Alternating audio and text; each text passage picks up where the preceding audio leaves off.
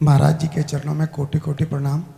महाराज जी एक दोहा पढ़ने के बाद हृदय स्वीकार नहीं कर पा रहा कि ढोल गवार शूद्र पशु नारी सकल ताड़ना के अधिकारी। जी, इसमें गोस्वामी जी ने बहुत सूक्ष्मता से वर्णन किया। महापुरुषों के वचनों को हम सूक्ष्मता से समझ पाए। प्रायः ऐसा कह करके हम कहीं कहीं माताओं बहनों की अवहेलना करते हैं, कई जगह हम इसका प्रयोग कर देते हैं। अरे वो गोस्वामी जी ने लिखा है ढोल गवार शूद्र पशु नारी सकल ताड़ना के अधिकारी।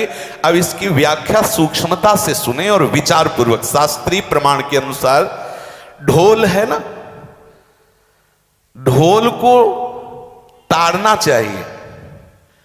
ताड़ना मतलब उसको ठपाक चाहिए और बेताल नहीं। शास्त्र सिद्धांत के अनुसार, संगीत शास्त्र के अनुसार तभी वो राग प्रकट कर पाएगा, तभी वो बजेगा। ढोल को हाथ जोड़ के बोलो कि साहब आप बज जाएं, नहीं बजे, उसको ताड़ना चाहिए। अब ताड़ना शब्द चारों में एक जैसा नहीं लगेगा।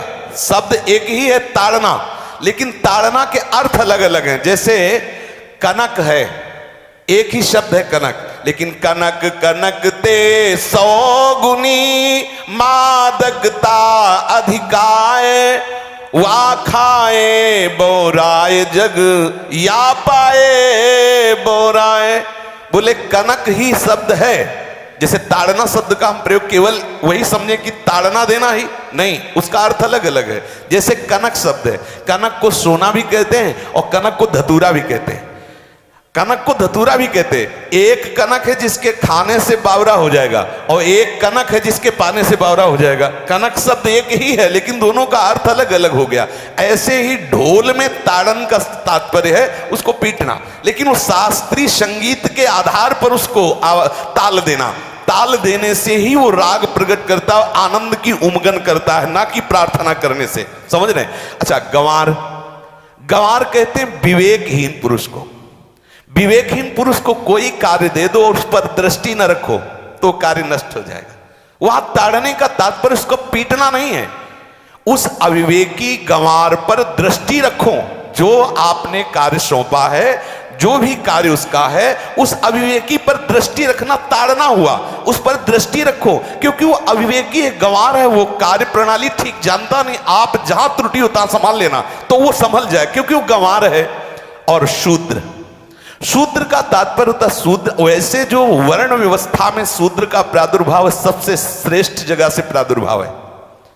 वर्णन आता है ब्राह्मणोष मुखमाशीत बाहु राजन्य कृतः उरुददस जद्वैश्या पदभ्याग्यं शूद्रो जायत। भगवान के श्री चरणों की ही वंदना होती है।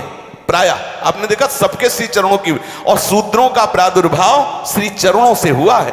कोई ऐसा न समझे कि शूद्र का मतलब निकृष्ट होता है। यहां शूद्र का तात्पर्य जब से किसी से कहते हैं कि शूद्रवत आचरण करता है, मतलब शास्त्र विरुद्ध, सदाचार के विरुद्ध आचरण करना शूद्रवत आचरण की तरफ संबोधन किया जाता है। यहां कहा गया कि शास्त्र की सम्मति, शास्त्र के शासन के अनुसार आचरण हो, सदाचार परायण हो। शास्त्र जिसके लिए जो विधान करता है, शास्त्र शासन स्वीकार करना, यहां शूद्र के ताड़न की बात कही गई। यहां शूद्र ताड़न का तात्पर्य डंडे से प्रहार करना नहीं, समझना। और जो चौथा कहा गया नारी, अगर स्त्री को हम ये कहें कि ताड़न से ही वो केवल काबू में रहती है, तो राष्ट्र में अपने प्रसिद्ध लक्ष्मीबाई जैसी कोई सामर्थ्यशाली वीरांगना, कोई वीरों सामने बड़े बड़े वीरों के दांत खट्टे कर दे, ऐसी बहादुर सिंघनी हुई, अंग्रेजों के दांत खट्टे कर दिए। अगर कोई समझे कि नारी केवल ताड़ने के लिए है तो उसकी मूर्खता है। पुरुष और नारी का समान प्रादुर्भाव हुआ है। भगवान ब्रह्मा के श्री अंग से दाहिनी तरफ से महाराज मनु और बाईं तरफ से उनकी पत्नी उनका प्रादुर्भाव हुआ शतरूपा। शतरूपा, अब आप बोलो एक ही शक्ति के दो भाग हो गए, एक पुरुष रूप धारण कर लिया, एक नारी रूप धारण कर लिया। अब यहां विचार जो है कि उस नारी के ऊपर ताड़न शब्द का क्या प्रयोग है। जैसे आप मार्ग में चले जा रहे हैं और आपने दृष्टि चूक कर दी और नारी आपकी स्त्री पीछे चल रही, तो कोई हमला कर सकता है, क्योंकि वो रत्न है। 14 रत्नों में एक रत्न स्त्री रत्न भी है। स्त्री को रत्न कहा गया है। भगवान श्री राम जब वनवास में जा रहे हैं तो सिया जी को आगे नाव में जब चढ़ाना होता तो पहले सिया जी को चढ़ा, सीए चढ़ाई चढ़े रघुराई, पहले आगे। दृष्टि रखो, दृष्टि चूक गई तो रत्न है। यहां दृष्टि रखना, शासन मतलब उसको पिटाई करना नहीं कि जैसे ढोल को पीटा जाता है ऐसे स्त्री को पीटा जाए, शूद्र को पीटा जाए तो गंवार को, ये व्याख्या नहीं है, ये मूर्खता है, इसे व्याख्या नहीं कहते। जैसे कनक शब्द के कई अर्थ होते हैं, ऐसे ही ताड़न शब्द का यहां अलग अलग प्रयोग है। स्त्री के ऊपर दृष्टि रखो। किस भाव की दृष्टि रखे? क्योंकि वो हमारे यहां रत्न की तरह है, कहीं कोई ऐसा ना हो कि कुदृष्टि वाला कोई उस पर हमला कर दे। पाणी ग्रहण संस्कार में रक्षा का भी सूत्र बताया जाता है कि आपको अभी ये समर्पित है, आप इसकी रक्षा करें। हमारे शास्त्रीय सिद्धांत में देखो, कभी भी स्त्री को अकेला छोड़ने का सिद्धांत नहीं पाया गया। अगर शास्त्रीय सिद्धांत, बच्ची है तो माता पिता के शासन, थोड़ी बड़ी हुई तो भाई आदि के बीच में, और बड़ी हुई तो पति के, और बड़ी हुई तो पुत्रों के, मतलब एक सानिध्य का एक दृष्टि रखी गई है कि यदि आप अपनी दृष्टि में रखेंगे तो उसका अमंगल नहीं होगा, उसका हित नहीं होगा। ये जो जैसे मानो कोई सी स्त्री को अकेला कोई पा गया और कुमार्गगामी वृत्ति वाला हुआ, तो आज जो घटनाएं सुनने को मिलती हैं, अगर हमारी दृष्टि हो उस पर तो ऐसा नहीं हो सकता। और दूसरी बात यह है कि स्त्री को बुद्धि स्वरूपा भी माना गया। भगवान से भीष्म जी कहते हैं, मैंने अपनी कुंवारी कन्या बुद्धि को, हमारी कुंवारी कन्या है बुद्धि, सदैव सुरक्षित रखा है, आज आपके चरणों में समर्पित करते हैं। तो शास्त्र शासन के द्वारा बुद्धि को सदैव अपने अधीन रखो, कहीं बुद्धि कुमार्गगामी ना हो जाए। यहां स्त्री के ताड़न का केवल एक सूत्र है कि आप उस पर दृष्टि बनाए रखें, कहीं स्त्री रत्न कहीं अपवित्र ना हो जाए, कहीं दूसरे का किसी तरह से कुमार्गगामी लोगों का ऐसा कोई बर्ताव ना हो जाए, इसलिए सावधान। वहां उसको पीटने का शब्द नहीं है कि ढोल गवार शूद्र पशु नारी सकल ताड़ना के अधिकारी। ताड़ना का तात्पर्य वहां पीटना नहीं तो विद्वता में देखो तो एक से एक, साधुता में देखो तो एक से एक, वीरांगना देखो एक से एक, ऐसा नहीं कह सकते। क्योंकि जो सामर्थ्य पुरुष में वही सामर्थ्य भगवान ने स्त्री में भी दी, क्योंकि भगवान के ही दो रूप हैं, एक स्त्री और एक पुरुष, समझ रहे ना। तो इसमें एक ताड़न शब्द का कई अर्थ होता है। भगवान की साक्षात शक्ति स्त्री है। अगर कोई इस भाव से देखे कि स्त्री तो केवल ताड़ना मतलब केवल गाली दे के बात करना, ऐसा नहीं। जिस घर में स्त्री का अपमान होता है उस घर का नाश हो जाता है, निश्चित हो जाता है। आप देखिए, रावण का सत्यानाश हो गया जगदम्बा सीता के प्रति, दुर्योधन का सत्यानाश हो गया द्रौपदी के प्रति।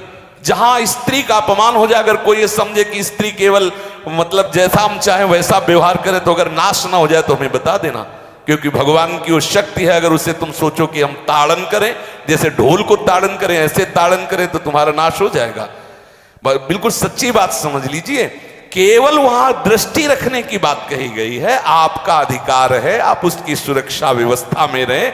और एक वृत्ति होती है, अगर शासन ना हो तो हमारी बुद्धि भ्रष्ट हो जाए, हमारी बुद्धि भ्रष्ट हो जाए, आपकी बुद्धि भ्रष्ट हो जाए। भगवान का भय, शास्त्र का भय, लोक मर्यादा का भय, ये हमको सुरक्षित रखता है। इसलिए दृष्टि रखने की आवश्यकता है कि वो पवित्र रहे, वो सुरक्षित रहे, ना कि उसको पीटने के लिए यहां संबोधन किया गया गोस्वामी तुलसीदास जी ने। इसलिए सावधानी पूर्वक अपनी वृत्ति को पावन रखते हुए महापुरुषों के वचनों को समझने की चेष्टा की जाए। गोस्वामी जी ने जो यहाँ कहा, ढोल गवार शूद्र पशु नारी सकल ताड़ना के अधिकारी, तो ताड़ना का अलग अर्थ है, अलग अलग। जैसे ढोल में ताड़ना, तो वैसे ही सब जगह नहीं ताड़ना लगेगी। आप देखो, पशु जो है, चालक जो घुड़सवार होता है उसको ताड़ना एड़ी से देता है। अपने चालक जो होता है घुड़सवार एड़ी से, किसान जो होता है वो बैल को बोलता है दाहिने, जैसे हल जोतने होता है बाएं, वो भाषा समझता है, बाएं मुड़ जाए, और नहीं मुड़ता तो पीछे अरई है एक छड़ी, उससे वो इशारा देता है, वो समझ जाता है। पशु को अपने इशारे से चला लेते। अब उससे कहे, खड़ा होके हाथ जोड़ के कहे कि भैया बैल देवता आप थोड़ा दाहिने मुड़ जाओ, तो नहीं मुड़ेगा। जब लगाम पकड़ी और थोड़ा ताड़न किया और बोले दाएं, तो फौरन दाहिने मुड़ गया। आप देखो, जो बैलगाड़ी चलाते हैं, घोड़ा गाड़ी चलाते हैं, ऊंट चलाते हैं, तो पशु शासन के द्वारा उसको इशारे से किधर चलना है उसको इशारा बता दो। अलग अलग जगह इस ताड़न शब्द का अर्थ प्रयोग किया गया है।